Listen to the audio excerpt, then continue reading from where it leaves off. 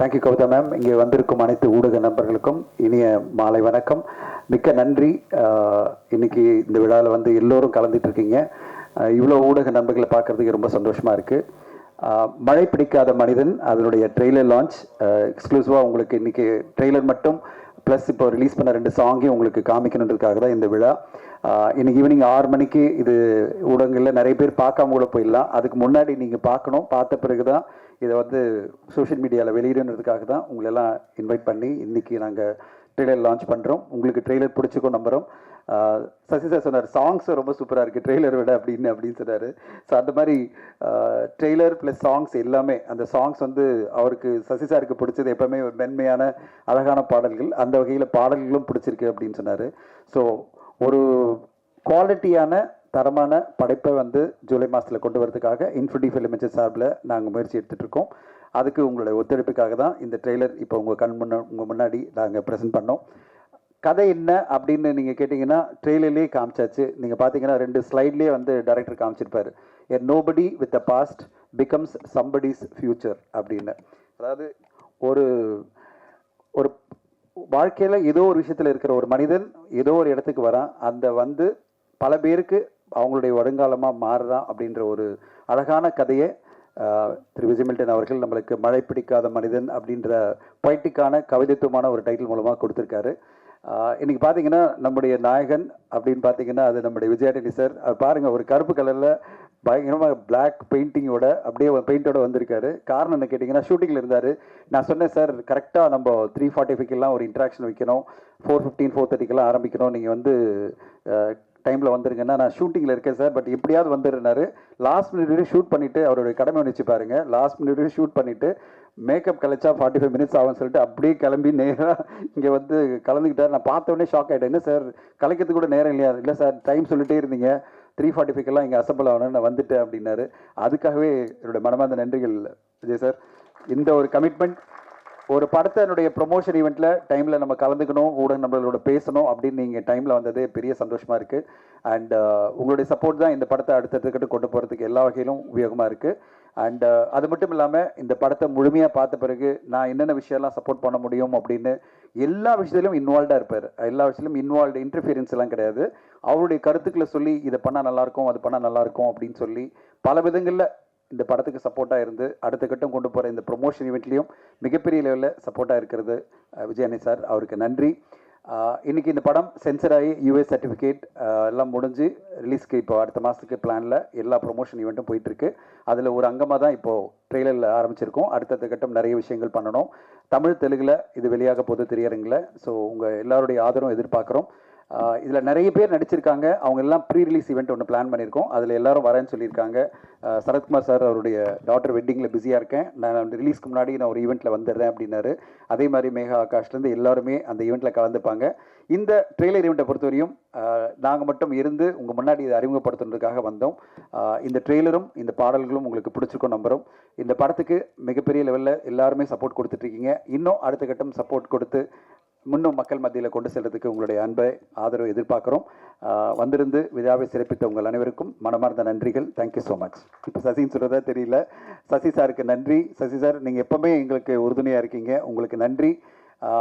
எனக்கு எப்போவுமே ஆதரவாக இருக்கிற தமிழ் ஃபிலிம் ப்ரொடியூசர் கவுன்சில் மட்டும் இல்லை, தமிழ் ஃபிலிம் ஆக்டிவ் ப்ரொடியூசர் அசோசியேஷனோட general secretary and Amma Creations திரு டி சிவா சாருக்கும் நன்றி. அவர் எப்பவுமே சப்போர்ட்டாக இருப்பார். அந்த சப்போர்ட்டுக்காக தான் அவர் நான் கூப்பிட்டேன். நீங்கள் ட்ரெய்லரை பார்த்துட்டு நீங்கள் பேசணும் அப்படின்னு அழைப்பு ஏற்று வந்த அவருக்கும் நன்றி. எல்லோருக்குமே, எங்கள் டீம் எல்லோருக்குமே நன்றி. பிஆர்ஓலேருந்து என்டையர் டீமுக்கும் கவிதாவுக்கும் நன்றி. Thank you so much. படம் எடுக்கிறது, ரிலீஸ் பண்ணுறதெல்லாம் தாண்டி இந்த ப்ரெஷ் ஷோவில் வந்து நம்ம யாரை பார்த்து பேசுகிறோன்றது தெரியாமல் பேசுகிறது இல்லை, அது வந்து ரொம்ப சிக்கலாக இருக்குது. போன தடவை டீசர் ஈவெண்ட்டில் வந்து கவிதை புத்தகம் வந்து ரிலீஸ் பண்ணி அது கூட அப்படியே சேர்த்து கம்பைன் பண்ணி இந்த ஃபங்க்ஷனாக வச்சிடலான்னு தனஞ்சயன் சார் ஒரு ஐடியா கொடுத்தாரு. ஓகே, நல்ல விஷயம், தப்சுண்டா இன்றைக்கி அப்படிங்கிற மாதிரி நினச்சேன். ஆக்சுவலாக அன்றைக்கி ஈவெண்ட் முடிஞ்ச உடனே பயங்கர சந்தோஷமாக இருந்தது. வாழ்க்கையிலே இன்றைக்கி வந்து ஒரு நிறைவான நாள்ற. இன்றைக்கி நான் அருமையாக ஒரு டீசர் ரிலீஸ் பண்ணியிருக்கோம். நம்ம புத்தகங்களை வந்து ஒரு 150 பேருக்கு கொடுத்துருக்கோம் அப்படின்லாம் நினச்சேன். ஆனால் ஒரு யூடியூப் வீடியோவில் கூட வரலைங்க. ஏங்க படிச்சிங்களா யாராவது? கனத்த அமைதி நிலவியது. சீரியஸாக கேட்குறேன். நான் வந்து அந்த கேமராவில் எல்லாம் தானே கவர் பண்ணியிருப்பீங்க, எதனால அது வரல? பேசாமல் நானும் சத்யராஜ் சார் மாதிரி அந்த மோடி வேடத்தில் நடிக்கிறத பற்றி, தமிழகத்தில் வந்து இந்த பூ மலரவே மலராது அப்படி ஏதாவது பேசினா தான் வருமா என்னன்னு தெரில. எனிவே எல்லாருக்கும் ரொம்ப நன்றி. முக்கியமாக எங்கள் அழைப்பை ஏற்று இங்கே வந்த சிவா சாருக்கும் சசி சாருக்கும் ரொம்ப தேங்க்ஸ். அண்ட் என்னோடய டீம் டெக்னீஷியன்ஸ் பற்றியும் என்னோடய டீம் பற்றியும் நான் வந்து லாஸ்ட் ஈவெண்ட்லேயே பேசிட்டேன். ஸோ எல்லாருக்குமே ரொம்ப நன்றி. முக்கியமாக விஜய் அண்ணி சாருக்கு வந்து நான் தேங்க்ஸ் சொல்லிக்கிறேன். என்னென்னா படம் முடிஞ்ச உடனே அடுத்தடுத்து அவரும் வேறு வேறு படங்களில் பிஸியாக இருக்கார். ஆனால் உண்மையிலே அவருக்கு நேரமே கிடையாது. ஸோ அப்படி ஈஸியாக அவர் ஓடிடலாம். அப்படி ஓடாமல் என் கூடவே ட்ராவல் பண்ணி என்ன நடக்குது ஏது நடக்குதுன்னு சொல்லி ஒரு பயங்கரமான ஒரு சப்போர்ட்டிவ் ஃபோர்ஸாக இருக்கார். நான் வந்து ரொம்ப வருஷமாக அவரை பார்த்துருக்கேன். ஆனால் இந்த படத்தில் இன்னும் அதிகமாக அவரை தெரிஞ்சுக்கிறதுக்கான ஒரு வாய்ப்பு கிடைச்சிது. ரொம்ப சந்தோஷமாக இருக்குது. அண்டு அச்சு வரல இந்த ஃபங்க்ஷனுக்கு, வந்துட்டுருக்காரு. எனக்கு லேட்டாக என்னன்னு தெரில. அச்சுக்கு நான் பர்டிகுலராக தேங்க்ஸ் சொல்ல விரும்புகிறேன். ஏன்னா நான் அந்த படத்தை வந்து எடுத்து முடிச்சுட்டு பேக்ரவுண்ட் ஸ்கோருக்காக அனுப்பினப்போ அவர் வந்து இன்ட்ரோல் பிளாக்லேயும் கிளைமாக்ஸ் பிளாக்லேயும் 2 புது சாங்கை சேர்த்தார். ரீ ரெக்கார்டிங்கு பதிலாக அதை வந்து ஒரு பாடலாக மாற்றி அவர் பண்ணி கொடுத்துருந்தாரு.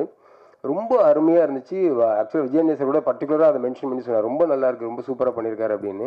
படத்தை வந்து வேற ஒரு லெவலுக்கு எடுத்துகிட்டு போயிடுச்சு அந்த 2 போர்ஷன்ஸும். அவரே லிரிக் எழுதி அவரே பாடி கம்போஸ் பண்ணி அழகாக பண்ணியிருந்தார். ஸோ அச்சுக்கு நன்றி சொல்லிக்கிறேன். அது தவிர படத்தில் இன்னும் 3 பாடல்கள் இருக்குது, எல்லாமே ரொம்ப அருமையாக பண்ணியிருக்காங்க. அவங்களுக்கும் தேங்க்ஸ் சொல்லிக்கிறேன். அண்ட் பிரவீன் எடிட்டர், அவரும் வந்து இவ்வளோ நாள் கூட இருந்து ஒவ்வொரு தடவையும் நான் வந்து மாற்றிக்கிட்டே இருப்பேன். பொறுமையாக என் கூட இருந்து எடிட் பண்ணி கொடுத்த அவருக்கு. அப்புறம் பேசிக்காக ஒரு ஆக்ஷன் ஃபிலிம். ஸோ அந்த ஃபைட் மாஸ்டர்ஸ் எல்லாருமே ரொம்ப ஒரு அசிஸ்டன்ட் டைரக்டர் மாதிரி கூட இருந்து வேலை செஞ்சாங்க. எல்லாருக்கும் நன்றி. ரீசெண்ட் டைம்ஸில் தமிழ் சினிமா வந்து ரொம்ப நல்லா ஸ்கோர் பண்ணிகிட்ருக்கு. கர்டன் ஆகட்டும், மகாராஜா ஆகட்டும், இப்போது கல்கி கூட விஎஃப்எக்ஸ்லாம் வந்து அவ்வளோ அருமையாக புல் ஆஃப் பண்ணியிருக்காங்க. ரொம்ப ஒரு பாசிட்டிவ் மூட் இருக்குது தமிழ் சினிமாவில். அது வந்து மழை பிடிக்காத மனதிலையும் தொடரணும்னு நான் வேண்டிக்கிறேன். தேங்க்யூ. மழை பிடிக்காத மனிதன் ஒரு கவிதையான தலைப்பு, சசிசார் படமாக இருக்குன்னு வந்தால் ட்ரெய்லர் பார்த்தா மிஸ்கின் படமாக இருந்தது. ஒரு வேறு எதிர்பார்ப்பில் வந்தோம், வேறு மாதிரி இருக்குது. ரொம்ப அழகாக இருந்தது மில்டன் சார், ரொம்ப பியூட்டிஃபுல்லாக இருந்தது உங்களுடைய விஷுவல்ஸ். ஒரு நம்பிக்கையை தருது ட்ரெய்லர். இது வந்து இந்த படத்துக்கு விழாவுக்கு வர்றதுன்றது நான் இந்த விருந்தாளியெல்லாம் வரல, இது எல்லாமே என்னோடய ஓன் யூனிட்டு மாறுது. ஏன்னா அதில் வந்து இன்றைக்கி கமல் புரா சார் வர முடியல, பிரதீப் வந்திருக்காரு. ஸோ இவங்க எல்லாருமே வந்து இந்த சினிமாவுக்குள்ளே வந்து நிறையா அவங்கள கான்ட்ரிபியூட் பண்ணி நிறையா லாப நஷ்டங்களை சந்தித்து கடைசியாக நிறையா நஷ்டங்களை சந்தித்து இந்த சினிமா நமக்கு கொடுக்கும், இந்த சினிமா கொடுக்கும் நம்பிக்கையோட நிறைய வேறு வேறு தொழில் இருந்தாலும் அதெல்லாம் விட்டுட்டு இந்த சினிமாவுக்குள்ளே இன்னும் நம்பிக்கையோடு இருக்கிறவங்க, அவங்க அந்த மாதிரி 4 பேர் இருக்கிறதா எங்களுக்கு சப்போர்ட்டிவாக இருக்குது. அது மாதிரி தான் நான் இவங்களுக்கெல்லாம் வந்து நன்றி கடன் பட்டிருக்கேன் நிறையா இருக்குது. அதனால் இந்த இடத்துக்கு வர வேண்டியது என்பது ஒரு கடமை. கமல் சார் வர முடியல, அவருடைய தந்தையார் உடல்நிலை சரியானால. ஸோ இன்றைக்கி என்னென்னா சார், அது என்னென்னா இந்த விழாவில் வந்து சில விஷயங்கள் சொல்லணும்னு நினச்சேன் நான் வந்தோன்னே. ஏன்னா அது வந்து சமீபத்தில் ஓடுற படங்கள் நம்பிக்கையாக இருக்குது, தெலுங்கில் ஓடுற படம் நம்பிக்கையாக இருக்குது. அந்த ஓடின படங்கள் அதுக்கப்புறம் என்ன ஆகுது அப்படின்னு பார்த்தீங்கன்னா, பழைய சினாரியா மாதிரி ரொம்ப மோசமான ஒரு நிலைமைக்கு தமிழ் சினிமா போய்கிட்டு இருக்கு. முன்னாடி வந்து தமிழ்நாடு சினிமாவில் ஒரு படம் 20 கோடி ரூபா தமிழ்நாடு தேட்டரிக்கல் கலெக்ட் பண்ணிச்சுன்னா அது 20 கோடி ரூபாய் டிஜிட்டல் விற்கும். இன்னைக்கு 20 கோடி ரூபா கலெக்ட் பண்ண படம் வந்து 3 கோடி ரூபாய் டிஜிட்டல் விற்கிது. ஸோ என்ன மாதிரி ரேஷியோவில் இந்த பிஸ்னஸ் ஃபாலோ ஆகிருக்குன்றதே எங்களால் வந்து இமேஜினே பண்ண முடியல. இது வந்து மீடியா நண்பர்கள் வந்து இது ஒரு சரியான கோணத்தில் தமிழ் சினிமாவோட நிலைமையை கொஞ்சம் புரிஞ்சுக்கணும்னு இந்த இடத்துல நான் சொல்ல விரும்புகிறேன். தெலுங்கில் ஒரு படம் சின்ன படம் ஹிட் ஆச்சுன்னா 60 கோடி ஷேருங்கிறாங்க, 100 கோடி ஷேருங்கிறாங்க. பெரிய படம் வந்துச்சுன்னா 200 பண்ணுச்சு, 300 பண்ணுச்சு, 600 பண்ணுச்சு. இதெல்லாம் தமிழ்நாட்டில் சாத்தியமே இல்லை. ஏன்னா தேட்டருக்குள்ள உள்ளே வரக்கூடிய ஆடியன்ஸே நம்ம முற்றிலுமாக இழந்து விட்டோம். ஏதோ ஒரு படம் ஓடுதுன்னா அந்த படம் கூட 40 ரூபா பண்ண வேண்டிய படம் 20 ரூபா பண்ணியிருக்கு. அதுதான் உண்மை. இன்றைக்கி ஒரு கர்டன் பண்ணிடுச்சு, மகாராஜா பண்ணிடுச்சுன்னு பேசிட்டு இருக்கணும். அந்த படம்லாம் இதை விட டபுள் பண்ண வேண்டிய படங்கள், அதே படங்கள் இந்த இந்த தரம் இந்த வெற்றி ஆந்திராவாக இருந்துச்சுன்னா இது வந்து அதோடைய கலெக்ஷன் 40-50 கோடி. நம்ம 20 கோடி பண்ணிட்டு அதுலேயே சந்தோஷமாயிட்டு 20 கோடி பண்ணிடுச்சு, நிறையா பண்ணிடுச்சுன்னு சொல்லிருக்கோம். அது 20 கோடி அல்ல, அதோட படத்தோட விலை 40 கோடி அது. ஸோ அந்த மாதிரி வந்து இன்றைக்கி வந்து ஒரு பெரிய படங்கள் வந்து ஆந்திராவில் பண்ணுது, எல்லாமே பண்ணுதுன்னா அங்கே வந்து தேட்டருக்குள்ளே வர்ற ஆடியன்ஸுக்கு இன்னும் அந்த ஆசை இருக்குது, உள்ளே வந்துட்டுருக்காங்க, அதுக்கான ரெஸ்பான்ஸ் எல்லாமே வந்துட்டுருக்கு. இங்கே நம்ம ரொம்ப ஆடியன்ஸ் இழந்து போய் தவிக்கிறோம். ப்ரொடியூசர்ஸ் வந்து எவ்வளோ தூரம் லாஸ் ஆகுறாங்களோ அது வந்து உங்களுக்கு வந்து தலைமாற அங்கே பிரச்சனை வந்துச்சுன்னா உடம்பு பூரா பரவும். அதை வந்து நம்ம ரைட் சென்ஸில் எல்லோரும் புரிஞ்சுக்கணும். இன்றைக்கி தயாரிப்பாளன்ற ஒரு தலை உருண்டுருச்சுன்னு சொன்னால் அதுக்கப்புறம் மீதியில் இருக்கிற பாடியில் இருக்கிற எல்லாம் ஸ்பேர் பிரெயின் டெட் ஆனதுக்கப்புறம் எல்லாம் வேஸ்ட். அந்த சூழ்நிலைக்கு தான் தயாரிப்பாளர்கள்லாம் போய்கிட்டு இருக்காங்க. அதனால் வந்து என்னுடைய வேண்டுகோள்லாம் என்னென்னா, மீடியா நண்பர்கள் முழுக்க இந்த விமர்சனங்களில் கொஞ்சம் தயவு செஞ்சு கொஞ்சம் நம்ம ஒரு பொறுப்புணர்வோடு நடந்துக்கணும்னு நினைக்கிறேன். நீங்கள் பக்கத்து வீட்டுக்கு தீ வைக்கத்தான் நினச்சிட்டு ஜாலியாக சிரிச்சிட்டு வைக்கிறாங்க. அந்த தீ உங்கள் வீட்டுக்கு பரவுறதுக்கு ரொம்ப நாள் ஆகாது. அந்த தயாரிப்பாளன்ற ஒரு தலை சாஞ்சிருச்சுன்னா அதுக்கப்புறம் இந்த இண்டஸ்ட்ரியில் வேறு யாரையும் காப்பாற்ற போகிறதில்ல. ப்ரொஃபஷனல் ப்ரொடியூசர்ஸ் போனதுக்கப்புறம் நீ கார்பரேட் நம்பி சினிமா எடுத்து நடுவில் கார்பரேட்டில் வந்து எடுத்தாங்க, என்னாச்சுன்னு நீங்கள் பார்த்தீங்க. அதனால் தயாரிப்பாளர்களுடைய நிலைமைகள் ரொம்ப மோசமாக போயிட்டுருக்கு. ஒரு படத்தில் அல்டிமேட்டாக யார் லூஸ் ஆகிறான்னா ப்ரொடியூசர் தான் லூஸ் ஆகிட்டுருக்காங்க. படம் ஆரம்பித்து முடிச்சதுக்கப்புறம் அத்தனை பேர்த்துக்கும் ஏதோ அவங்களுக்கு பேசின சம்பளம் கிடைச்சதோ, 90% கிடைச்சதோ, 75% கிடைச்சதோ, ஏதோ கிடைச்சது, இல்லை நஷ்டம் இல்லை. ஆனால் தயாரிப்பாளர் நிலைமை அப்படி இல்லை. இன்றைக்கி ஒரு படம் ஹிட்டு கொடுத்தா கூட அந்த படத்தை வெளியே கொண்டாந்து விற்க முடியல. 20 கோடிக்கு விற்றா நமக்கு 20 கோடி டிஜிட்டல் விற்கும், சேட்டலைட் விற்கும். நம்ம 50 கோடி பண்ணலான்னு ஆசைப்பட்டிருந்த சினிமாலாம் போய் 20 கோடிக்கு விற்றாச்சு. 2.25 கோடிக்கு அந்த படத்தை டிஜிட்டல் விற்க வேண்டிய சூழ்நிலைக்கு இன்றைக்கி தமிழ் சினிமா தள்ளப்பட்டிருக்கு. அவ்வளோ மோசமான சூழ்நிலையிலும் இன்னும் படம் எடுத்துகிட்டு இருக்கிற தயாரிப்பாளர்களை பார்த்து நீங்கள் வந்து உண்மையாகவே பெருமைப்படணும், அவங்களுக்கெல்லாம் உற்சாகப்படுத்தணும், அவங்களுக்கு வந்து நீங்கள் ஆதரவு கொடுக்கணும். குறிப்பாக விமர்சனங்கள்ங்கிற பேரில் தயவு செஞ்சு எந்த படத்தையும் தயவு செஞ்சு கொலை பண்ணாதீங்க. ரொம்ப 100% சரியான பாடத்தை நம்ம எடுத்துடவே முடியாது. எல்லா வீட்டு பிள்ளைங்களும் 100 மார்க் எடுக்கிறது இல்லை. ஏன்னா 40, 50 பாஸ் மார்க்கு, கொஞ்சம் 80, 70, 80 எல்லாமே இருக்குது. எல்லார் வீட்லேயும் எல்லா குழந்தைகளும் அப்படி இருப்பாங்க. நம்ம எல்லாத்தையும் நம்ம என்கரேஜ் பண்ணுறோம், எல்லாத்தையும் ஆதரிக்கிறோம், எல்லாத்தையும் படிக்க வைக்கிறோம், எல்லாரும் வர்றாங்க. அந்த மாதிரி எல்லா படங்களையும் கொஞ்சம் நிறைய குறைகளை கொஞ்சம் சொல்கிற மாதிரி சொல்லி அந்த படத்துக்கு ஆடியன்ஸ் வர விடாமல் பண்ணுற விமர்சனத்தை தயவு செஞ்சு இந்த படத்துக்கு போகாதீங்க, இந்த தேட்டருக்கு போகாதீங்க, இப்படி சொல்லி எல்லாரையும் சாவடிச்சுட்டு எல்லாத்தையும் சுடுகாடு ஆகிட்டு நீங்கள் எங்கே போகிறீங்க? சுடுகாட்டில் தனியாக நின்றாலும் ஒரு நாளைக்கு நீங்கள்லாம் விமர்சனம் பண்ணுறவங்களுக்காக சொல்லிக்கிறேன் நான். அதனால் நம்ம எல்லோரும் இது ஒரு குடும்பம், இதெல்லாம் ஆளால் ஒரு செயற்பாட்டு பிரெயின்கிறது ப்ரொடியூசர்ஸ், அதை டெட் பண்ணிட வேணான்றது எல்லாரையும் நான் மீடியாவுக்கு குறிப்பாக விமர்சனம் பண்ணுறவங்களுக்கு கேட்டுக்கிறேன். அதே மாதிரி வந்து விளம்பரத்தை கூட இன்னும் கூட முடிஞ்ச வரைக்கும், ஏன்னா அது பட்ஜெட் இருக்குதோ இல்லையோ, முடிஞ்ச வரைக்கும் மக்கள்கிட்ட கொண்டு போய் சேர்த்து இந்த ஆடியன்ஸ் உள்ளே வர வச்சு இந்த சினிமாவை நம்ம இன்னும் அதிகமாக நம்ம வந்து ஜெயிக்க வச்சோம்னா கூடவே நாமளும் ஜெயிச்சிட்டே போவோம். ஒரு சினிமா ஜெயிச்சா ஒரு ப்ரொடியூசரை ஜெயிக்கிறார். அந்த படத்தில் வேலை செஞ்ச அத்தனை ஆர்டிஸ்ட், டெக்னீஷியன், வேலை செஞ்சவங்க எல்லாரும், அதுக்கப்புறம் மீடியா, விளம்பரம், எல்லாருமே எல்லா டிபார்ட்மெண்ட்டும் சம்பாதிக்குது. ஒரு படம் தோற்று போனாலும் ஒன்றும் ப்ரொடியூசர் மட்டும் வெளியே போய்ட்றாங்க. ஸோ இது என்னுடைய வேண்டுகோளாக, இது ஒரு விமர்சனமாக எடுத்துக்காமல் இது ஒரு வேண்டுகோளாக எடுத்துகிட்டு மீடியா நண்பர்கள் ஒத்துழைக்கணுன்றது என்னுடைய முதல் வேண்டுகோள். இதில் இரண்டாவதாக, இந்த படத்தில் வந்து விஜய் மில்டன் சார் ஒரு அற்புதமான டெக்னீஷியன். அவரை பற்றி நம்ம ஒன்றும் அறிமுகமே சொல்ல வேண்டியதில்லை. அப்படி ஒரு அற்புதமான டெக்னீஷியன், அவருடைய முழு திறமையும் இதில் காட்டியிருப்பான்னு நான் நம்புகிறேன். ஏன்னா இதில் வந்து விஜய் மில்டன் வந்து ஜெயிக்கணும், அவருடைய திறமைகளை வெளிப்படணும். அவருடைய திறமை டைரக்டராக தான் இனிமேல் அவர் வந்து அவருடைய ப்ரூவ் பண்ணணும். அவருடைய வெற்றிக்கு என்னுடைய வாழ்த்துக்கள். அந்த படத்தில் எல்லா டெக்னீஷியன்ஸ் நிறைய வேலை பார்த்தாங்க, எல்லாருடைய வாழ்த்துக்கள். குறிப்பாக வந்து விஜயானந்தி சாருக்கு வந்து, நான் அவர் வந்து மலை பிடிக்காத மனிதன் இல்லை, அது வந்து ஒரு தலைக்கணம் பிடிக்காத மனிதன், முதல்ல கர்வம் பிடிக்காத மனிதன், பேராசை பிடிக்காத மனிதன், எல்லாம் நல்ல மனிதன். ஆனாலும் அவருக்கு இன்னும் அவருடைய உழைப்புக்கேற்ற, அவருடைய மனசுக்கேற்ற வெற்றிகள் இன்னும் அவர் வந்து ரீச் பண்ணாமல் இருக்கிறது ஒரு மிகப்பெரிய ஒரு வருத்தமாக இருக்குது. இந்த படத்தில் அது தீரணும் அப்படின்னு சொல்லி கடவுளை வேண்டிக்கிறேன். மொத்த மீடியாவே வேண்டிக்கிறேன், உங்களையே கடவுள்மா நினச்சி நான் வேண்டிக்கிறேன். இதை நீங்கள் எல்லோரும் சப்போர்ட் பண்ணோம். ஏன்னா அந்த மாதிரி டெடிக்கேட்டடாக வேலை செய்கிற ஒரு ஹீரோ, ரொம்ப ரீசனபிளாக எல்லாத்துலேயும் நடந்துக்கிற ஒரு ஹீரோ, 24 மணி நேரம் வேலை செய்ய தயாராகிற ஹீரோ, ஒரு ஷூட்டிங் ஸ்பாட்லேருந்து அப்படியே கிளம்பி ஓடி வந்து ஸ்டேஜில் நிற்கிற ஹீரோ, என்ன கொடுத்தாலும் அதை வாங்கிட்டு திருப்தியாக வேலை செய்கிற ஹீரோ, ஷூட்டிங் ஸ்பாட்டில் எந்த தொந்தரவும் பண்ணாத ஒரு ஹீரோ. இது எத்தனை படத்தில், எத்தனை இடத்துல, எந்த இண்டஸ்ட்ரியில் எவ்வளோ பேர் இருக்காங்க, அந்த மாதிரி விரல் விட்டு எண்ணிடலாம். அப்படி ஒருத்தருக்கு நிறைய வெற்றிகள் வரணும், அவர் நிறைய ஜெயிக்கணும், அவருடைய வலியும் வேதனையும் குறையணும் எல்லா இடத்துலையும். அது வந்து அவர் ஒன்றும் பேராசை பிடித்தமானவரோ லக்ஸுரி லைஃப் வாழ்கிறவர்களோ கிடையாது. ரொம்ப மிக மிக எளிமையான வாழ்க்கையுடைய ஒரு சாதாரண ஒரு மிடில் கிளாஸ் மேன். அவருக்கு என்ன இருந்தாலும் இல்லாட்டி இன்னும் 1000 கோடி சம்பாதிச்சாலும் அப்படியே தான் அவரோட லைஃப் ஸ்டைல் இருக்கும். அது வந்து அவர் எதையுமே மாற்றிக்க போகிறதில்ல. அப்படிப்பட்ட ஒரு மனிதர் ஜெயிக்கணுன்றது என்னுடைய தனிப்பட்ட என்னுடைய பிரார்த்தனை. அது வந்து ஒரு வகையில் இண்டஸ்ட்ரிக்கும் நல்லது, தமிழ் சினிமாவுக்கும் நல்லது. இது வந்து முக்கியமாக இதை சொல்லணும்னு நினச்சேன் நான். அந்த வகையில் இந்த படம் வந்து ஒரு வெற்றி படமாக அமையணும், நிச்சயமாக வசூல் ரீதியாக நல்ல படமாக அமையணும். இதுவும் கூட பார்த்தீங்கன்னா எல்லா இடத்துலையும் ரொம்ப ரிஸ்க் எடுத்து தான் இந்த படம் முழுக்க தயாரிப்பாளர்களுடைய 100% ரிஸ்கில் தான் இந்த படம் ரிலீஸ் ஆகுது. இந்த படத்தினுடைய வெற்றி தோல்வி முழுமையாக அவங்களை பாதிக்கும். வெற்றிக்கு வந்து எல்லாரும் 1000 சொந்தங்கள் வந்து நிற்பாங்க, எல்லாரும் நிற்பாங்க. ஆனால் தோல்வியே அடையக்கூடாது, பெரிய வெற்றி அடையணும், இதை நிறையா சம்பாதிக்கணுன்றது என்னுடைய ஆசை, என்னுடைய வாழ்த்துக்கள். அதுக்கு முக்கியமாக நான் வந்து இந்த திருப்பி சொல்கிறேன், இந்த மீடியாவுக்கு தயவு செஞ்சு கோஆப்ரேட் பண்ணுங்கள். இது வந்து ஒரு ஈகோவாக எடுத்துட்டு நீ என்ன சொல்கிறது நான் என்ன கேட்குறது, நீ எப்படி விமர்சனம் பண்ணுறவங்கள கேட்கலாம் அப்படிலாம் தயவு செஞ்சு பேசாமல், நான் வந்து இது வரைக்கும் வன்மையாக கண்டித்த நான் விமர்சனங்கள் வரைக்கும் எல்லாத்துக்கும் நான் சொல்லிடுறேன். அதையெல்லாம் மறந்துட்டு இந்த சினிமாவை காப்பாற்றலாம், கொஞ்சம் எல்லாரையும் காப்பாற்றலாம், இந்த சினிமா நல்லா விட்டோம், தமிழ் சினிமாவுக்கு தேட்டர் ஆடியன்ஸ் வர வைங்க. ஆடியன்ஸ்க்கு தேட்டருக்கு வர தான் நம்ம எல்லோரும் பிழைக்க முடியும். வராத தேட்டர் பக்கம் வராத, இந்த படத்துக்கு வராது அப்படிலாம் சொல்லாத நிறுத்திட்டு நல்ல தரமான விமர்சனங்களை தருமாறு உங்களை எல்லாம் பணிவன்போடு மன்றாடி கேட்டுக்கொண்டு இந்த படம் வெற்றியட இறைவனை வேண்டி வாழ்த்துக்கிறேன். நன்றி. ரோமியோவிலிருந்து விஜய் ஆண்டனியுடைய படங்களுடைய தலைப்பு மாறிடுச்சு அப்படின்னு சொல்கிறதா அப்படின்னு நினைக்கும்போது உண்மையாலுமே என்னென்னா, மழை பிடிக்காத மனிதன்கிறது ரோமியோக்கு முன்னாடியே ஸ்டார்ட் பண்ண படம். ஏமே ரைட்? கரெக்ட். இதில் என்ன எனக்கு ஆச்சரியமாக இருக்குன்னா, ஒரு ஹீரோவோட படம் பண்ணும்போது நாம் வந்து நம்முடைய கதையை அந்த ஹீரோவை தகுந்த மாதிரி ஸ்லைட்டாக மாற்ற வேண்டி இருக்கும். அது யாருக்கு பண்ணாலும் சரி.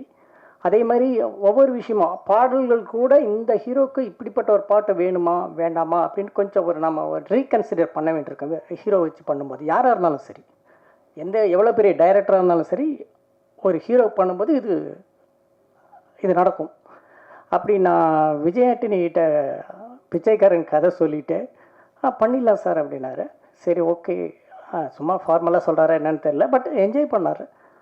அடுத்த நாள் நான் வீட்டில் இருந்தேன், கார் வந்து நின்றுச்சு, வந்தார், பேசினார். சார் கொஞ்சம் தனியாக வாங்கன்னு சொல்லிட்டு செக் கையில் கொடுத்தாரு. அப்புறம் பேசிட்டு வீட்டில் காஃபி சாப்பிட்டு கிளம்புனார். கிளம்பும்போது அவர் என்னை எப்பயுமே வந்து இப்போயும் அது நடக்குது. நான் அவரை ஆஸ்கார் ஃபிலிம்ஸ் ஆஃபீஸில் பார்த்ததுலேருந்து ஒரு மியூசிக் டைரக்டராக அவர் சான்ஸ் கேட்டு வந்தப்போ இருந்து நான் பார்த்ததுலேருந்து இப்போ என்ன பண்ணாருன்னா, அவர் வீட்டுக்கு போகும்போது என்னை வெளியே வந்து கார் வரைக்கும் வழி அனுப்பிட்டு தான் போகிறார் இப்பயும். ஸோ அது மாதிரி நானும் என்னுடைய வீட்டை விட்டு வெளியே வந்து கார் வரைக்கும் வந்தேன். அப்போது காரில் சாஞ்சிக்கிட்டு டோர் ஓப்பன் பண்ணார். அப்புறம் சடனாக சரி சார், இந்த நீங்கள் சொன்ன கதை அப்படியே மைண்டில் இருக்குது சார், டைட்டில் ரெஜிஸ்டர் பண்ணிட்டேன் சார். நேற்று தான் கதை சொன்னேன், இன்றைக்கி டைட்டில் ரெஜிஸ்டர் பண்ணிட்டாரேன்னு. ஓ அந்தளவுக்கு இம்ப்ரெஸ் ஆகிடுச்சா அப்படின்ட்டு, என்ன டைட்டிலுங்க நான் பயந்துகிட்டே கேட்குறேன். பிச்சைக்காரன் எப்படி சார் இருக்குது அப்படின்னாரு. நான் சைலண்ட் ஆகிட்டேன். நீங்கள்லாம் இப்போ உங்களுக்கு இதனுடைய என்னுடைய ஃபீலிங் கண்டிப்பாக உங்களுக்கு புரியாது. ஏன்னா பிச்சைக்காரன் பெரிய ஹிட்டுக்கு அப்புறம் நீங்கள் பார்க்குறீங்க. முருகதாஸ் அந்த படத்தை ஆடியோ ரிலீஸில் சொன்னார், பிச்சைக்காரன் கேட்குறப்ப இப்படி இருக்குங்க, ஆனால் பிச்சைக்காரனுடைய அர்த்தம் வந்து இந்த படம் ரிலீஸ்க்கு அப்புறம், இந்த படத்தினுடைய வெற்றிக்கு அப்புறம் தெரியும், அதனுடைய அர்த்தமே மாறிவிடும் அப்படின்னாரு முருகதாஸ். அதுதான் நடந்தது. ஆனால் ஒரு படம் இது பண்ணுறதுக்கு முன்னாடி, தொடங்கிறதுக்கு முன்னாடி என் படத்துக்கு டைட்டில் வந்து பிச்சைக்காரனா, டோட்டலாக நெகட்டிவ் டைட்டில். இன்னும் கூட அப்போ வந்து விகடன்லேருந்து ஒரு சின்னதாக புக் வந்துட்டு இருந்தது, டைம் பாஸ்னு ஒரு புக் வந்துட்டு இருந்தது. அதில் வந்து இது மாதிரி விஜய் ஆண்டனி சசியை ஒன்றா சேர்ந்து படம் பண்ண போகிறாங்க, தலைப்பு வந்து பிச்சைக்காரன், டைட்டிலை மாற்றுங்கப்பா அப்படின்னு ஒரு கமெண்ட் கொடுத்துருந்தாங்க எண்டில். எனக்கு என்ன சொல்கிறதுன்னு தெரியல. ஓகே, இப்படி சொன்னார். என் கையில் செக் இருக்குது, அவர் டைட்டில் இதுதான் டைட்டில்னு சொல்கிறாரு, டைட்டில் ரெஜிஸ்டர் பண்ணிட்டேன்னு சொன்னார். இப்போ எனக்கு என்னன்னா, இந்த செக்கை திருப்பி கொடுத்துடணுமா இல்லை கொஞ்சம் பொறுமையாக இருக்கணுமா? ஏன்னா நான் எப்பயுமே வந்து ரொம்ப பொறுமையாக இருக்கிறவன். சடனாக ஒரு முடிவு எடுத்துருவேன்.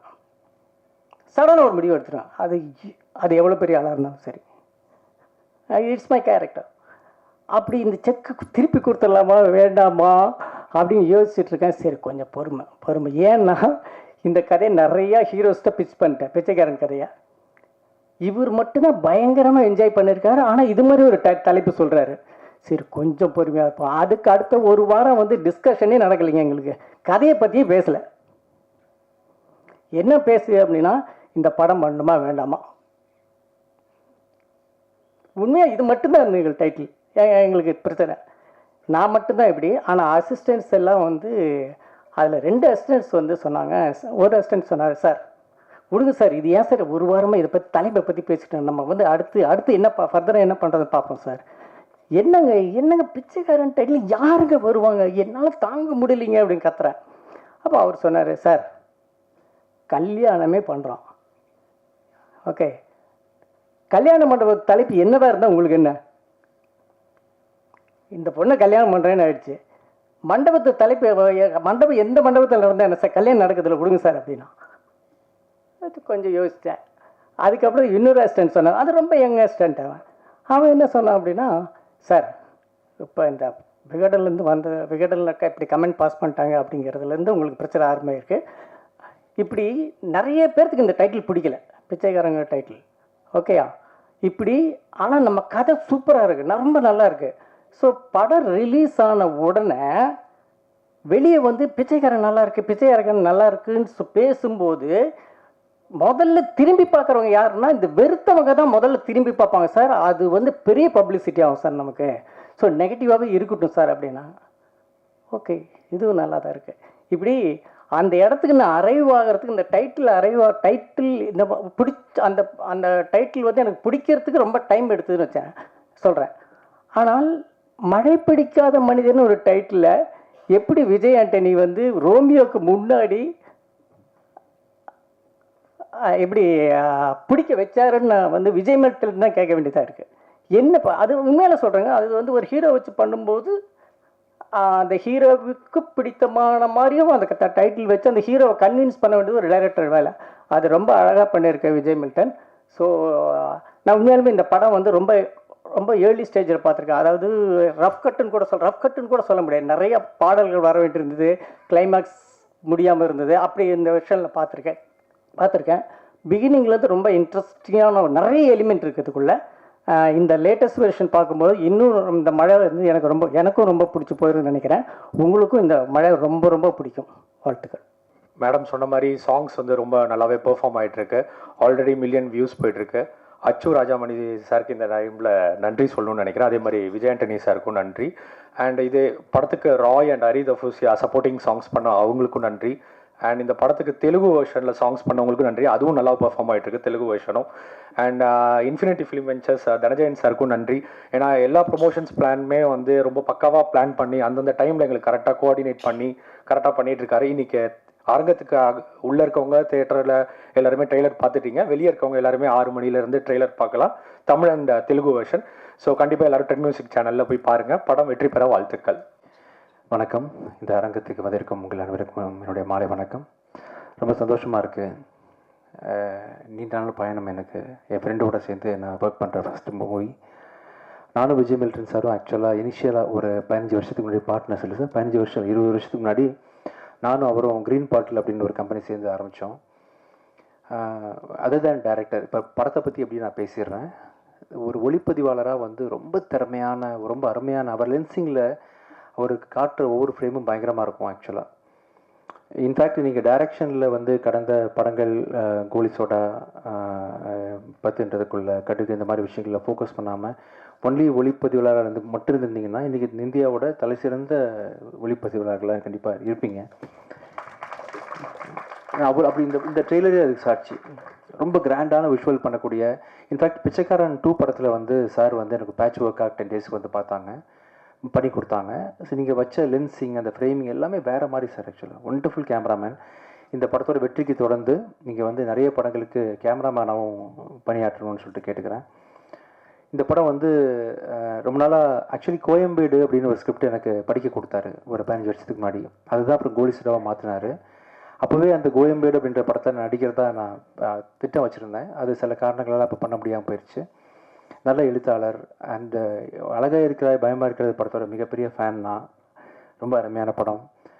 இந்த படம் வந்து ஒவ்வொரு நாளும் நீங்கள் ஷூட்டிங் ஆரம்பித்த நாள்லேருந்து எப்படி ஒரு மாதிரி இன்னைக்கு கடைசி ஸ்டேஜ் வந்திருக்கு நான் பார்த்து பிரமிப்படைகிறேன் சார். ஓயாமல் இப்போ கூட உட்காந்துட்டு என்கிட்ட சார் ஒரு சின்ன ஒரு 30 செகண்ட் மட்டும் அதை இப்படி பண்ணலான் இருக்கேன்னு சொல்லிட்டு.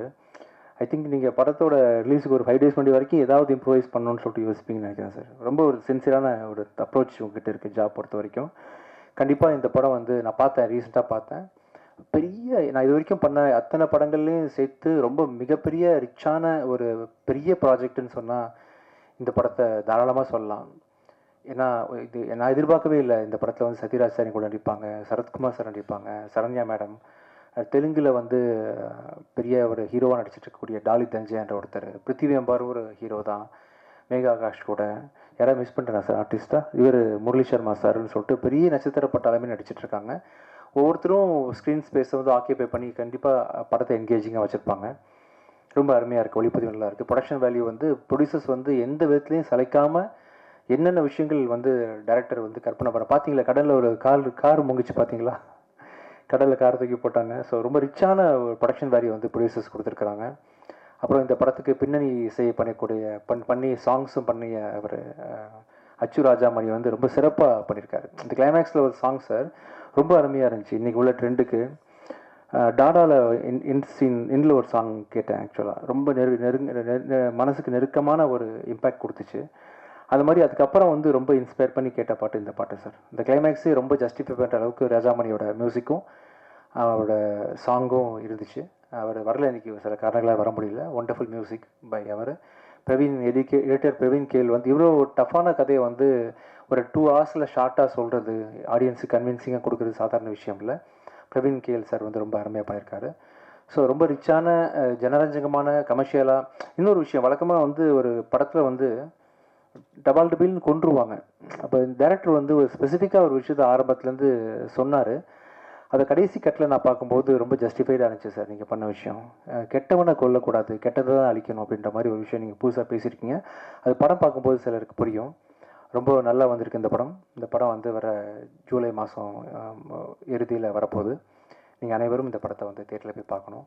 இந்த விழாவுக்கு வந்து சிறப்பித்து எங்களுக்காக நேரம் ஒதுக்கி வந்த Amma creation Siva sir, thank you so much sir. எங்கள் ஃபேமிலி மெம்பர் மாதிரி ஒவ்வொரு மேடையிலையும் நீங்கள் வாழ்த்த ட்ரை பண்ணுறீங்க, நல்லா இருக்கணும்னு ஆசைப்பட்றீங்க. மனசுலேருந்து ரொம்ப நன்றி சார். சசி சார் ரொம்ப தேங்க்ஸ் சார். கூடி சீக்கிரம் அடுத்த படத்தில் நம்ம சேர்ந்து ஒர்க் பண்ணணும். Pradeep sir, madam, Dhananjayan sir, உங்கள் எல்லாருக்கும் பங்கஜ் போகிறா சார் நன்றி. ட்ரெண்ட் மியூசிக் நீங்கள் நல்லா ப்ரமோட் பண்ணுறீங்க ஆடியோவை. கமல் சார் வர முடியல, பேசுவோம். ரொம்ப நல்லா வந்திருக்கு படம். உங்களுக்காக ப்ரெஷ் ஷோ வந்து 1 day பிஃபோர் நம்ம போட ட்ரை பண்ணுவோம் சார். நீங்கள் எல்லோரும் கண்டிப்பாக அந்த படத்தை என்ஜாய் பண்ணுவீங்க. Thank you so much. ஜூலை பார்க்கலாம். தேங்க்யூ. சார், எப்போவுமே நீங்கள் ஒரு வித்தியாசமான ஒரு விஷயம் பண்ணியிருப்பீங்க. இந்த படத்தில் உங்களுக்கு இன்னும் பெஸ்ட்டாக தெரியும். ஏன்னா நீங்கள் வந்து மேக்கப் போட்டு வந்திருக்கீங்க, சரிங்களா? உங்களுக்கு இன்னும் எவ்வளோ இதில் வந்து பிடிச்சனால தான் பண்ணுவாங்க. ஒரு பெரிய ஹீரோலாம் வந்து இதுமாதிரிலாம் பண்ண மாட்டாங்க. இது மாதிரி ஆமாம், கெட்டப் போட்டுலாம் வர மாட்டாங்க. Okay sir. என்ன காரணம்? ஓகே சார், இதில் சாதாரண விஷயம் தான் சார். ஆக்சுவலி நம்ம சினிமாவில் ரொம்ப பெருசாக நிறைய விஷயத்த பேசுகிறோம். ப்ரொடியூசர்ஸ்க்கு பணம் போட்டு எடுக்கிற உழைப்புக்கு முன்னாடி, அவங்க எங்கள் மேலே வச்சுருக்க நம்பிக்கை முன்னாடி, நான் வந்து மேக்கப்போட வந்து எல்லாம் சாதாரண விஷயம் தான் சார். ஆக்சுவலி எனக்கு வந்து அப்படி தோணலை எனக்கு எதுவுமே. இந்த டைமுக்கு வரணும்னு சார் சொல்லியிருந்தாங்க. அதே சமயத்தில் அந்த டேரக்டரையும் டக்குன்னு விட்டுட்டு வர முடியல. இந்த கேப்பை மேனேஜ் பண்ணுறதுக்காக உடனே வர வேண்டிய சூழ்நிலை, சாதாரணமாக வந்துட்டேன். ஒன்றும் இல்லை, எங்களுக்கு பிடிக்கும், இந்த காரியத்தை நடத்த முடிக்கணும், அதுக்கு நான் வந்து இந்த டைமுக்கு நிற்கணும், எப்படி வந்தாலும் வந்துடணும், அதுதான் நினச்சேன். அதுக்கு மேலே ஒன்றும் பெருசாக இல்லை. விஜயானந்த் சார், இந்த மேக்கப் தான் கேட்கணும். இந்த மேக்கப் வந்து அந்த டைரக்டர் கொஞ்சம் சஸ்பென்ஸாக வச்சுருப்பாரு. நீங்கள் இப்படி எல்லா மீடியாவிலும் கொண்டு வந்திருக்காரு, அந்த டைரக்டர் எதுவும் நினைக்க மாட்டார். பெர்மிஷன் கேட்டு தான் சார், ரொம்ப அவசரம், டைம் இல்லை. அவர் ஷார்ட்டும் வந்து லாஸ்ட் மினிட் வரைக்கும் எடுத்துகிட்டு இருந்தார். இப்படி போனால் அப்படி போக வேண்டியிருக்குன்னு சொல்லியிருந்தேன். அவர் அலோவ் பண்ணார், அதனால வந்தேன்.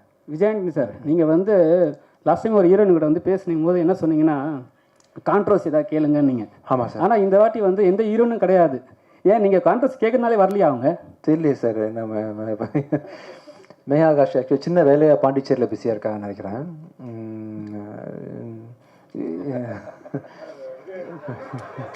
சார் பதில் சொல்லுங்கள் சார் கரெக்டாக.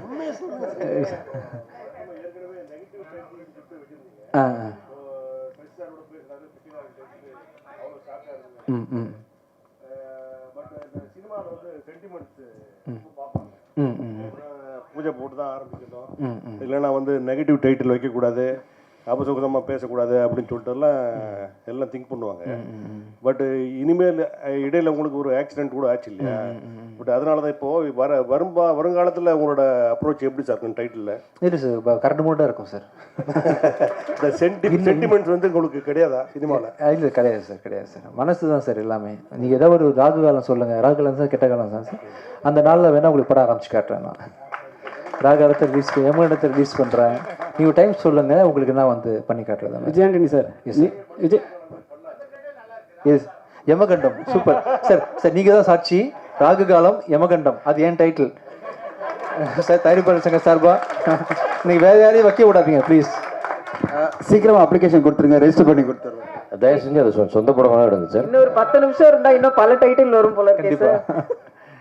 கண்டிப்பா 10 நிமிஷத்துல இன்னும் பல டைட்டில் வரும் சார். எடுத்து கொடுங்க please. Antony sir, Antony sir நீங்க எங்க இருக்கீங்க? இங்க சார். நீங்க வந்து அண்ணன் சொன்ன மாதிரி ஒரு ஆக்ஷன் நடந்தது, அதெல்லாம் வந்து விட்டுருங்க சார். அதில் வந்து ஒரு விஷயம் பார்த்துருப்பீங்க, கடலுக்குள்ள போகிற மாதிரி. இதே விஷயம் வந்து நீங்கள் இந்த படத்துலையும் பண்ணியிருக்கீங்கன்னு சொன்னாங்க. கடலில் போன அதை காருக்குள்ள அப்போ என்ன ஃபீல் பண்ணீங்க? இல்லை சார், ஆக்சுவலாக இதுக்கு முன்னாடி போயிட்டேன்னு நினைக்கிறேன் கடல். முதல்ல இந்த இதோட போனேன், அப்புறம் தான் நான் உண்மையாகவே கடலில் போனேன்.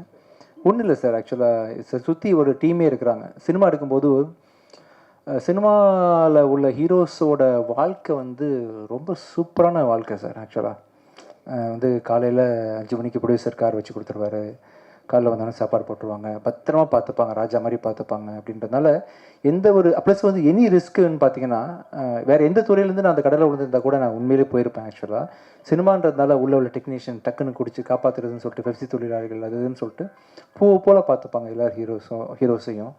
ஸோ அது எப்போவுமே ஒரு பயம் இல்லாமல் தான் எல்லா விஷயத்தையும் ஃபைட்டில் சீனில் கூட பார்த்தீங்கன்னா ரோப்பில் தொங்க விட்டாங்க, எதுவாக இருந்தாலும் பயம் இல்லாமல் அணுகிறேன். ஒன்றும் நடக்கலை சோஃபார், நடந்ததும் பெரிய விஷயமா படல. நல்லா பார்த்துப்பாங்க, நாங்கள் பார்த்துப்போம், ப்ரொடியூசர்ஸ் பார்த்துக்கிறாங்களோ ஹீரோஸ் பார்த்துப்போம். ஓகேவா? ஆ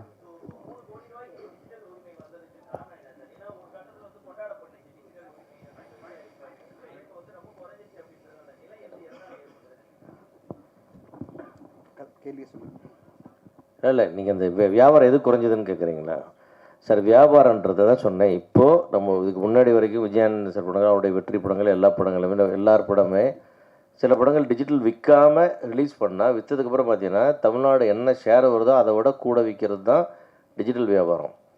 இன்றைக்கி ஒரு படம் 19 கோடி ஆல்மோஸ்ட் 20 கோடி ஷேர் வந்த படம் 2.25 கோடி டிஜிட்டல் விற்கிதுன்னா அதுதான் அந்த டிஃப்ரென்ஸ், இந்த பர்சன்டேஜ் பார்த்துங்கன்னு சொன்னேன். ஆனால் அதே மாதிரி இப்போது கார்டன் 19 ரூபா பண்ணிச்சு, மகாராஜா 25 ரூபா படிச்சு சந்தோஷப்படுறான், கிடையவே கிடையாது. அதெல்லாம் அது ஒரு 40, இது ஒரு 70 கோடி பண்ண வேண்டிய படம். அவ்வளோ ஸ்டாண்டர்ட் இருக்குது படத்தில், அவ்வளோ குவாலிட்டி இருக்குது. பார்த்து அத்தனை பேருமே நல்லாக்குன்னு சொன்ன படம் இவ்வளோ தான் வசூல் பண்ணோம். அப்புறம் மீதி வசூல் எங்கே போச்சு? ஏன் வர்றதில்லை ஆடியன்ஸ்? இங்கே ஆடியன்ஸை வர வைக்கிறதுக்கான முயற்சிக்காக தான் அதை நான் சொன்னேன். டிஜிட்டல் ரைட்ஸ் வந்து ஒரு 5ல் 1 மடங்குக்கு கீழே போயிடுச்சு. அதில் அந்த டிஃப்ரென்ஸை யார் மேட்ச் பண்ணுறாங்க? ப்ரொடியூசர் ஒரு ஆள் தான் தூக்கிட்டு சுற்றுறாங்க. அதுக்காக யாருமே 100 ரூபா குறைச்சிக்க ரெடியாக இல்லை.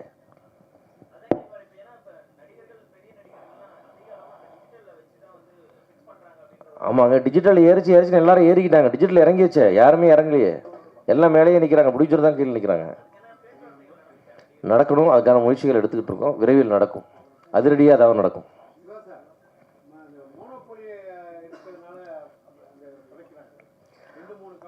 ஆமாம் சார், மோனோபொலி தான் இருக்குது. அந்த மோனோபொலி தானே ஏற்றுனா, வேறு யாரும் ரேட்டை ஏற்றலையே. அந்த மோனோபொலி இருக்கிற வந்து உங்களுக்கு அமேசான், நெட்ஃப்ளிக்ஸ் வந்து தான் இந்த ரேட்லாம் ஏறிச்சு, மார்க்கெட் ஏறிச்சு. மீதி சேனல்ஸ்லாம் கூடவே வந்தாங்க. பட் ஹையஸ்ட் ப்ரைஸ் பெரிய பெரிய மெகா படங்களை வாங்கினது அவங்க தான் வாங்கினாங்க. இன்றைக்கி அவங்க நான் வாங்கலைன்னு ரிவர்ஸ் பண்ணிட்டீங்கன்னா அது அவங்க ரைட்ஸ், வாங்க மாட்டேன்னு சொல்கிறது. பட் வாங்க மாட்டேன்னு சொன்னதுக்கு நாம தயாராகணும்ல, அதுக்கு நம்ம இண்டஸ்ட்ரி தயார்படுத்தணும். 2019 என்ன இண்டஸ்ட்ரி இருந்தோ திருப்பி ரிவைவ் பண்ணி அங்கே கொண்டு வந்து அந்த ஸ்ட்ரக்சரை கொண்டு வந்தீங்கன்னா தான் சினிமா எடுக்க முடியும். இல்லாட்டி இது ரொம்ப நாளைக்கு தாங்குற வண்டி இல்லை இது. அதுதான் சொல்ல வந்தேன். அது ஒரு வார்னிங்கை தான் நான் அவ்வளோ வேண்டுகோளாக உங்களுக்கு சொன்னேன். டைரக்டரு ஆமாம் சார், தயாரிப்பாளர் சங்கம்னு இருந்தால் கூட தனி மனிதனா கூட எல்லோரும் யோசிக்கணும்ல. அதுதான் சொன்னேன், பிரெயின் டெட்டாச்சு, கையை கால் விரல எல்லாம் மாட்டிக்கணும்னு சொன்னேன் நான். டைரக்டர் விஜய் மில்டன் சாருக்கு ஒரு கேள்வி. மழை பிடிக்காத மனிதன் சொல்லி கவித்துவமான ஒரு தலைப்பு வச்சுருக்கீங்க. பொதுவாக அதில் 3 கேரக்டர் வருது. சரத்குமார், விஜய் ஆண்டனி, நம்ம சத்யராஜ், 3 கேரக்டர் வருது. ஆமாம் சார். பொதுவாக அந்த மழை பிடிக்காத மனிதர்களை வந்து இந்த போபியான்னு சொல்லுவாங்க, புரோபோபியான்னு சொல்லுவாங்க, பயமுடுத்து, அதுக்குன்னு ஒரு இது இருக்குது. அந்த மாதிரி ஒரு பயப்பிரச்சனையை வச்சு இது எடுத்துருக்குதா, இல்லை எந்த அடிப்படையில் இந்த தலைப்பு வச்சுருக்கீங்க? சார், நான் ட்ரை பண்ணது என்னென்னா சார், இப்போ அந்த டைட்டில் கேட்டோன்னே உங்களுக்கு ஒரு கேள்வி வருது இல்லை, ஒரு மனுஷனுக்கு வந்து ஏன் மழை பிடிக்கலை அப்படின்னு. அந்த கேள்வி தான் சார் இந்த படத்தோட கதை. இந்த படத்துலையும் அந்த ஒரு க்யூரியாசிட்டி இருக்குல்ல, அந்த ஒரு ஏன் இவனுக்கு இது பிடிக்கல, ஏன் இவன் இப்படி இருக்கான், ஏன் இவன் இப்படி சுற்றிட்டு இருக்கான் அப்படின்ற கேள்வி தான் படத்தை நகர்த்திட்டே போகும். ஸோ அதுக்கு கிளைமாக்ஸில் நம்மளுக்கு வந்து ஒரு ஆன்சர் கிடைக்கும். இதனால தான் அவனுக்கு ஒரு மழை நாளில் நடந்த ஏதோ ஒரு சம்பவம், அந்த சம்பவம் என்னன்றது முழு விவரம் கூட நான் சொல்லலை. ஒரு மழை நாளில் நடந்த சம்பவத்தினால அவன் வாழ்க்கை டோட்டலாக மாறிடுச்சு, அதனால் அவனுக்கு மழை பிடிக்கலன்னு ஒரு அண்டர்ஸ்டாண்டிங் வரும். விஜய் மில்டன் சார், இந்த படத்தில் விஜயகாந்த் சார் நடிக்க ரொம்ப ட்ரை பண்ணீங்க, நிறைய போராடினீங்க. ஏன் நடிக்கல? அவர் கேரக்டர் தான் சத்யராஜ் சார் நடிச்சிருக்காரா? என்ன நடந்தது சார்? கேப்டன் இந்த படத்தில் இருக்கார் சார். இப்போதைக்கு நான் அவ்வளோதான் சொல்ல முடியும். அவர் வந்து ஒரு பிளெஸ்ஸிங்காக எங்கள் கூட இருக்காரா இல்லை என்னவா இருக்காருன்றதெல்லாம் சொல்ல விரும்பல. ஆனால் இந்த படத்தில் கேப்டன் இருக்கார். சார் விஜய் மில்டன் சார் உங்களை தான் சார். நீங்கள் லாஸ்ட் டைம் வந்து இல்லை அண்ணன், லாஸ்ட் டைம் வந்து சத்யராஜ் சார் வந்தாங்க. அப்போ வந்து அவர் சொன்னார் என் ஃபோட்டோ கூட பின்னாடி வைக்கலன்ட்டு. சார் இப்போ வந்து எல்லா ஃபோட்டோ வச்சுருந்தா காரணமா? அவர் கேட்டதுக்காக தான். சாரி, ஃபோட்டோ வைக்கலன்னு கேட்டாரா சார்? ஆமாம். எப்போ? லாஸ்ட்டில்? ஆமாம். இல்லையே சார், ஃபோட்டோ திரும்பி பார்த்து என் ஃபோட்டோ கூட இல்லையேன்னு சொல்லிட்டு சொன்னாங்க. இல்லை சார், இருந்தது சார், டிசைன் பண்ணியிருந்தோமே. நாங்கள் யாருமே விடலை, சரத்குமார் சாரும் சரி. ஏன்னா எல்லாருமே சீனியர் ஆக்டர்ஸ், அவங்களுக்கான ஸ்பேஸை நம்ம கண்டிப்பாக மரியாதை கொடுக்கணும்னு கரெக்டாக ப்ராப்பராக டிசைன் பண்ணியிருந்தோம். அப்படி சொல்லலையே அவர், நான் இருந்தேன் அந்த ஃபங்க்ஷன். சார் அப்புறம் சார், இப்போ நீங்கள் எல்லா படமே வந்து யூஏ தராங்க. நீங்கள் வந்து கதை எழுதும் போதே மழை பிடிக்காத மனிதன் வந்து ரொம்ப நல்ல சப்ஜெக்டாக இருக்கும். யூஏ கொடுக்கும்போது உங்களுக்கு என்ன தோணுச்சு? இல்லை சார், சென்சார் ஆஃபீஸில் எனக்கு சொன்ன முதல் விஷயமே உள்ளே நுழைஞ்ச உடனே எல்லாரும் பார்க்குற ஒரு படம் எடுத்திருக்கீங்க, வாழ்த்துக்கள் அப்படி தான் சொன்னாங்க. சொல்லிவிட்டு ஏன் யூஏ கொடுக்குறோம் அப்படின்னா, ஒரு அடிதடி இருந்தாலே யூஏ தான்.